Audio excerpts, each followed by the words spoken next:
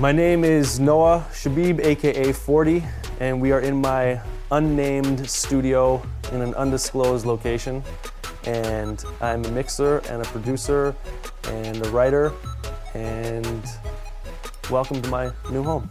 It's funny, the one thing that will always make me smile and at the end of the day make everything okay, no matter what is going on in this crazy business, is just a good song. Just hitting play and being happy with a piece of music you just made is what keeps me here and in this studio. It's not even hearing it on the radio or, getting accolades for anything. That's not why I'm here. I'm here because the feeling of completing a piece of music that you're passionate about and listening back to it and feeling confident that it sounds how it's supposed to sound, you did what you were supposed to do to it, that's the best feeling to me and what makes me smile and why I do this. But on the flip side, if you don't get it how you want it to sound, that's also the most devastating and the most painful experience. So it's a double-edged sword. Probably the biggest challenges that I face as a mixer and just a music maker overall is mixing for laptops and iPhones, mixing in a way that I can translate across minimal quality speakers where people are going to take in the material for the first time and therefore pass judgment on it at that moment, as well as mixing for a hi-fi quality system. It's a balance. I want it to punch you right away coming out your laptop, so when you're on the blog and you click play, you're like, oh, I like this, opposed to being like, I don't like this. It's lackluster, it's not impactful. I've already judged this song and this performance and this artist and I'm moving on to something else. But then at the same time, being able to play that through a hi-fi system with real bottom end and real sub frequencies that translates properly, so you're like, wow, this is overpowering. Whereas that same mix that works so well on those laptops and is crunchy and full of high end and really, really loud and overpowering off the first listen sounds awful on a real hi-fi system. So that balance to me is the most challenging and difficult process for mixing a record today. The listener today is expecting something that kind of contradicts what I want to provide. They're expecting volume, Volume seems to be the most important thing today as far as a mix is concerned. People want to hear things really, really loud. But the problem is that you only have so much headroom. 0 is 0, and if you cross it, you distort. So it's trying to figure out how to get things as loud as you can so that the listener right away is responsive to it, Whereas for me, I wish I could make it more about the quality and the dynamic range. I wish there was more dynamic range in music, because as I speak about like tools that you can use to bring your listener on a journey, dynamic range is like one of the greatest tools in music. That's symphonic composition, that's orchestration, right? Is that dynamic range of going from those soft strings to those big crashing timpanis and drums and horns, that those play on dynamics really pulls your emotions up and down as a listener. And it's very difficult to do that when people just want like loud, loud, loud, smash, smash, smash. Again, partially because they're listening on a laptop or a pair of earbuds, opposed to a system that can really give them an experience as a listener. It's a very, very fine balance of quality and ignorant loudness. The evolution of mixing over the last 15 years is drastic. As the mediums that we recorded and played back from have changed and changed and changed until the world and the industry settled with Pro Tools a decade ago or so, and that's sort of where we've been ever since. Obviously that changed the dynamic of the process, the speed, the ease of which you could do it all, but some argue that there was a sacrifice, but at the end of the day, those are the same people that will argue that a record sounds better than a CD.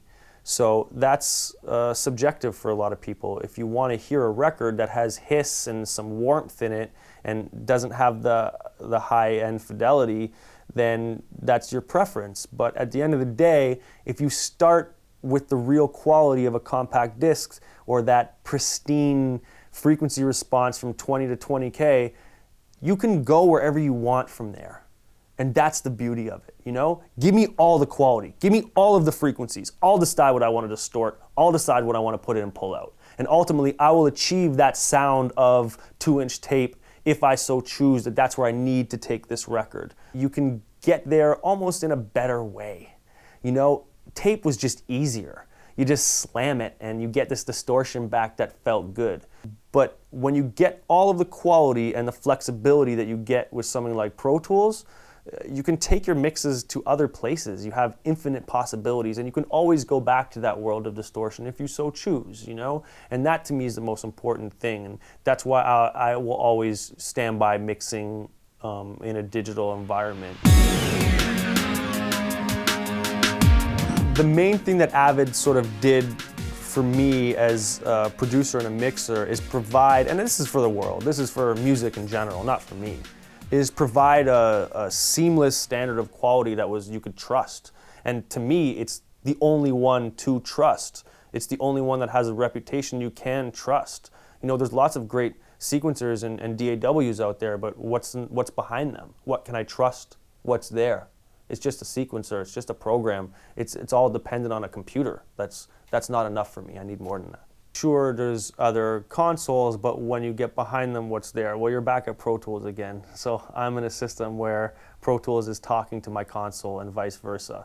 And like that alone gives me an advantage over, I feel like, everybody else who's mixing without an S5 or mixing just inside Pro Tools. Those two things stacked on top of each other is like, okay, that's it. I've got everything now. The point is that you are now able to adjust everything as you're moving in different environments and discovering issues or problems. You can fix them and address them anywhere, right away, on the fly.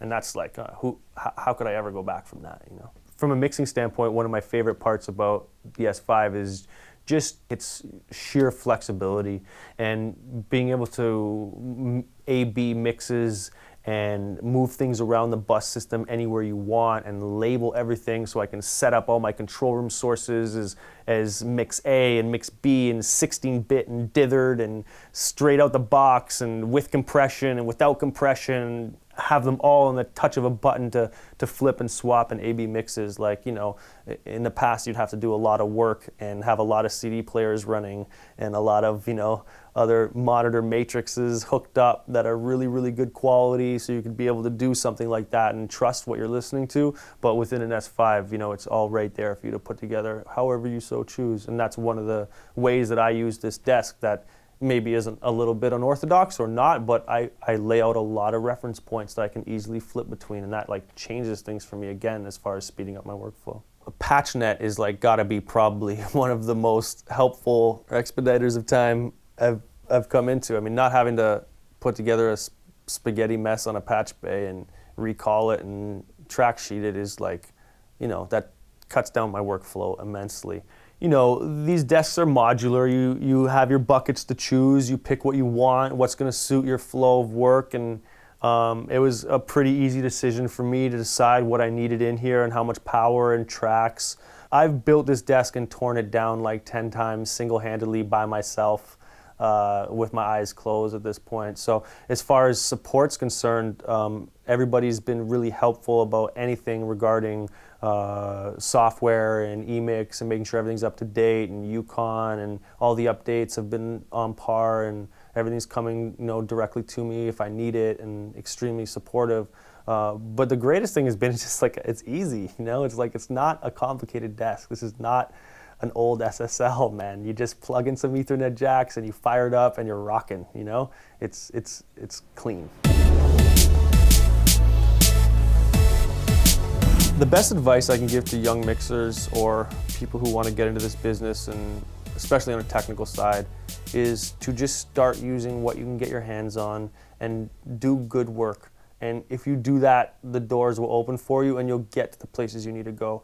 The biggest mistake I think people make in this business is take a jump or a leap of faith based off the fact that they think they need something to work or they think they need something to do with these things. You just need the basics, and once you get the basics, you can move, and that's it. So for me, it was a Pro Tools LE system. That's how I made all of, you know, Drake's first few records were on a very basic system that most people today would say, no, under no circumstances will I work with an old Pro Tools LE system. That's not enough power for me. But the point is that it's there. Just learn how to use it properly. That's the key. Don't rely on buying like the newest plugin that you just slap on your vocal and it's done. Like, learn how to use an EQ and a compressor. What I mean is that you understand the fundamentals. Don't just grab a threshold, an attack, and a release. What is an attack and a release and a threshold? What are they doing to your signal? Understanding that is the most important part. And then you're gonna find real quality, and you're gonna find how to mix and make music properly.